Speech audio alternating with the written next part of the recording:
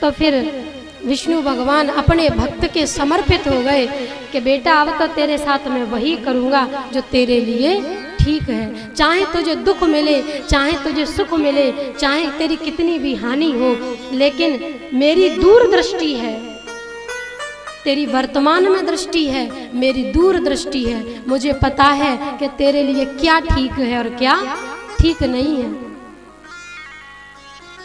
नारद जी जाते हैं शील नदी की राजसभा में, बड़े बड़े राजा पधारे हैं विश्व मोहिनी के लिए, और एक आसन पर जाकर नारद बाबा बैठ जाते हैं।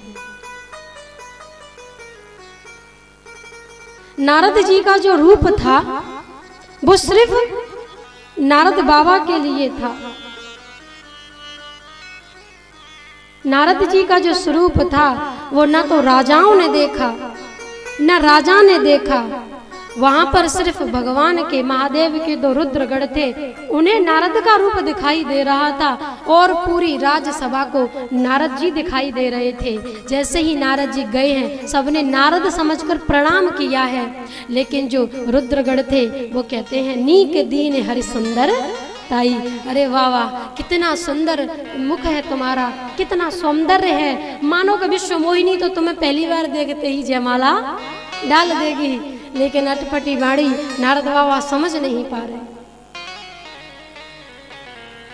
यही दिस बैठे नारद फूली, सुकड़ के नहीं बैठे, फूल के बैठे कि विश्व मोहिनी आवे और बाकी नजर हम पे पड़े और देखे कि हम कितने सुंदर हैं, कितने खूबसूरत हैं। नारद बाबा फूले तो बैठे, लेकिन विश्व मोहिनी भूल के भी नारद बाबा की तरफ नहीं देखा। संतों का भाव है कि परमात्मा की जो माया होती है वो संतों की तरफ भूल कर भी देखती नहीं है।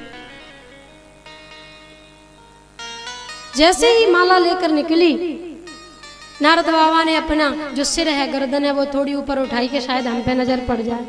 बार बार निकलती हैं, बार बार नारद बाबा उचक जाते हैं, लेकिन विश्व मोहिनी ने माला नहीं डाली। फिर होता है क्या, दुल्हन ले गए लक्ष्य निवास, ले गए। कौन ले गया? मायापति माया का वर्ण करके ले गए। अब नारद जी को तो बड़ा दुख हुआ कि हम इतने सुंदर, लेकिन फिर भी हमें जयमाला नहीं डाली।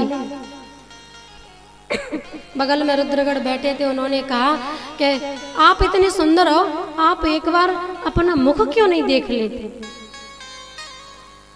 निज मुख मुकुर बिलो कहूँ जाई। अरे थोड़ा सा अपना चंदा सा मुखड़ा तो देख लो। नारद जी गए और जल में जैसे ही अपना मुख देखते हैं, नारद बाबा को क्रोध आ गया। और ऐसा क्रोध आया, ऐसा क्रोध आया कि नारद बाबा बंद ही नहीं हुए। नारद बाबा ने खूब उल्टी सीधी भगवान को सुनाई।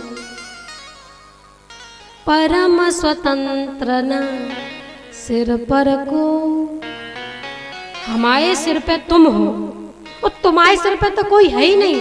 तुम्हें तो जो मन आवे सो करते हो। समुद्र का मंथन कराया और मंथन कराने के बाद महादेव को बोरा दिया और महादेव को जहर पिला दिया और खुद लक्ष्मी ले गए, कौस्तुभ मणि ले गए, जाने क्या क्या ले गए। इतने बड़े सागर को खारा कर दिया और वृक्ष जो था, कल्पतरु था, उसको वृक्ष बना दिया। तुम अपनी मनमानी करते हो, तुम्हारे ऊपर कोई नहीं है। लेकिन आज मैं कहता हूँ कि भले भवन अब बायन दीना, पावहुगे फल आपन कीना।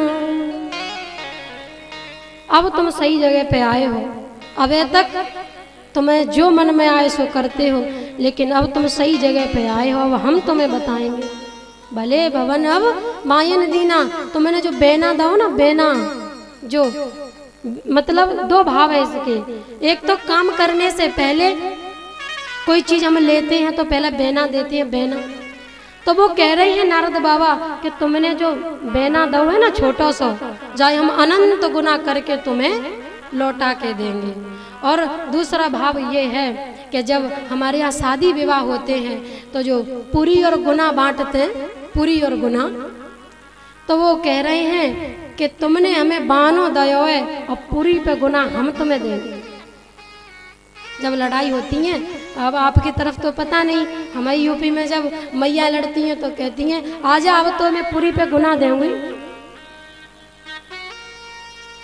ऐसी कहती लड़ाई होती है। मतलब तेने तो नेक पूरी दी है छोटी सी और मैं तो गुना दूंगी।